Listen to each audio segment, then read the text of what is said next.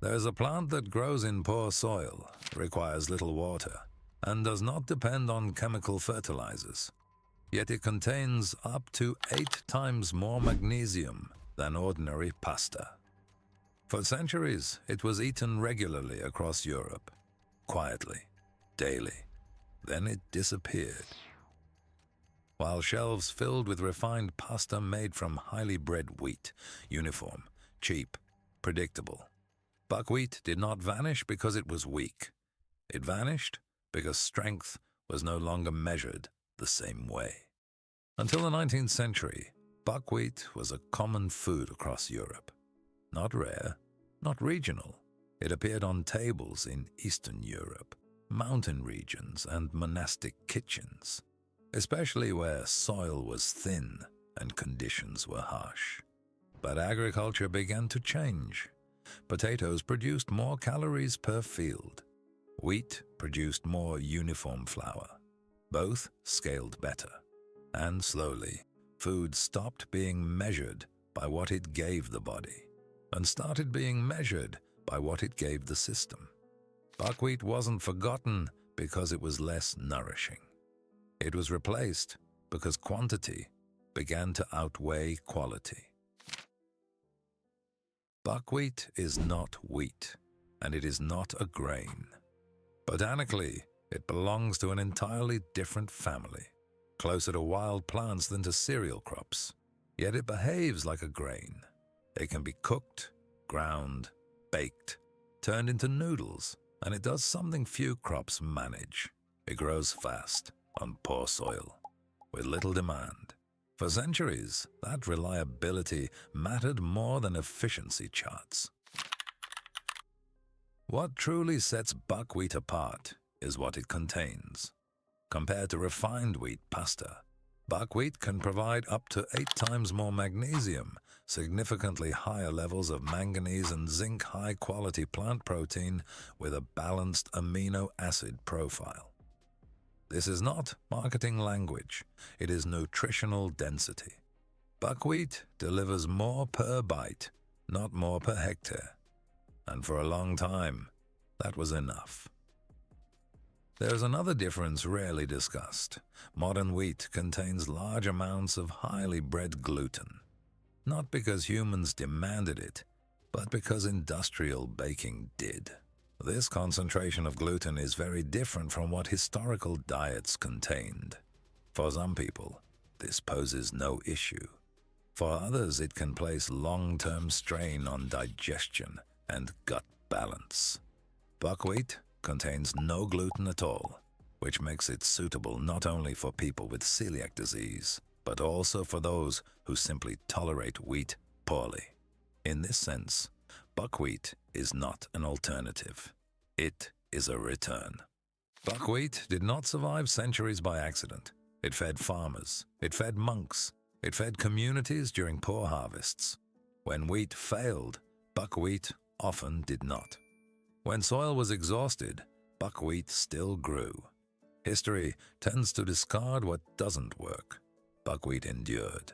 For centuries, it was cultivated at the margins, on hillsides, in rocky ground, in regions where other crops struggled to survive.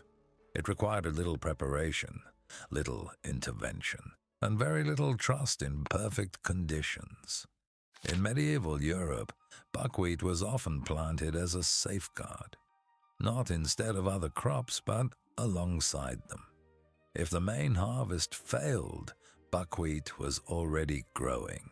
Its short growing season made it reliable in unstable climates. Its tolerance for poor soil made it valuable where land had been overused. Monasteries cultivated it deliberately, not for profit, but for continuity. It was food that could be counted on, year after year, generation after generation. Buckwheat did not promise abundance, it promised survival. And in history, that promise mattered more than yield. As agriculture modernized, priorities hardened. Large monocultures replaced diverse fields. Machines demanded uniformity. Supply chains demanded predictability. Wheat fit perfectly.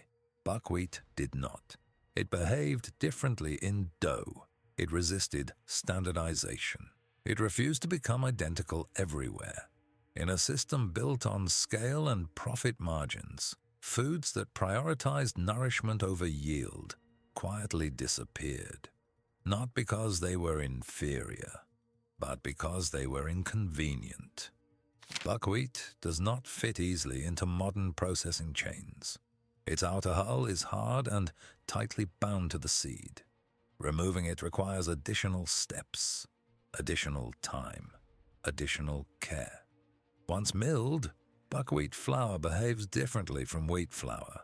It does not form elastic dough. It cannot be handled by the same machines. It does not tolerate shortcuts. For industrial production, this creates friction.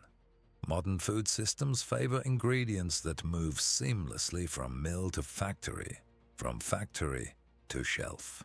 Buckwheat interrupts that flow. It demands careful handling, specialized processing, adjusted recipes. In a system optimized for speed and uniform output, such demands are rarely rewarded, not because the food lacks value, but because it resists being rushed. Today, agriculture faces a new problem: climate instability, droughts, heat waves, unpredictable rainfall. Modern monoculture systems are optimized for stability, but that stability is now eroding. Highly bred wheat requires ideal conditions: consistent water, consistent soil. Buckwheat does not. It tolerates poor soil, short seasons, dry conditions. In a warming world, resilience matters more than yield records, and buckwheat was built for resilience long before climate models existed. Long after buckwheat left everyday diets, science caught up. Researchers identified bioactive compounds like rutin, now associated with vascular support and antioxidant protection.